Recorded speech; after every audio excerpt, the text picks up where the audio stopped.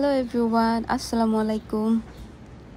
তো এই যে দেখতে পাচ্ছেন আমার নাগামরিচ গাছ, টবে মাটি দেওয়া সব কিছু অ্যারেঞ্জমেন্টই করা হয়েছিল আমার এই নাগামরিচ গাছের জন্যই।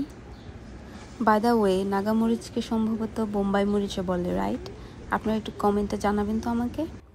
তো যে কথা বলছিলাম, ধনেপাতা ব্যবহারের আগে পরিষ্কার করার সময় গোড়ার দিকটা ফেলে দেওয়া হয়, আমরাও দেই।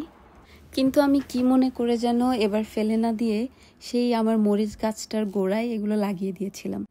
আমি আগে কখনো এভাবে ধনিয়া গাছের গোড়া কেটে রোপণ করিনি, আবার আমার পরিবারের কাউকেও দেখিনি বা আমার আশেপাশে কাউকে দেখিনি। তো আমি ঠিক বুঝতে পারছিলাম না এটা আসলে এভাবে করে কিনা বা হয় কিনা।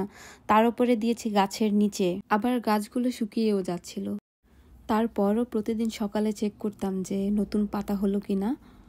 আমার মরিচ গাছে সাধারণত একদিন পর একদিন কিংবা মাটির উপরের লেয়ারটা ড্রাই হয়ে গেলে তারপর পানি দেই, কিন্তু ওদেরকে আমি প্রতিদিন পানি দিয়েছি আর কিছুটা আশায় থেকেছি যে গাছ হচ্ছে কিনা। অবশেষে নতুন পাতা এসেছে দেখে আমার এত ভালো লাগছে যে আমি বলে বোঝাতে পারবো না। গাছের মাটিটা নিয়ে একটু বলি। গার্ডেনিংয়ের জন্য মাটি সাধারণত এখানে কিনতে পাওয়া যায়। আমি নিয়েছিলাম মিরাকল গ্রো নামের একটা ব্র্যান্ডের মাটি, যেটা এখানে খুবই পপুলার। এই মাটিতে আগে থেকেই সার যোগ করা থাকে, যেটা গাছের প্রাথমিক পুষ্টির চাহিদার যোগান দিতে অনেক সাহায্য করে।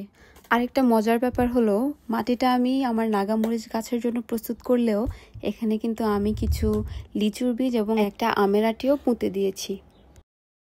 লিচু এবং আমের চারা আদতেই হয় কিনা তার আপডেট পেতে আমার চ্যানেলের সঙ্গেই থাকুন।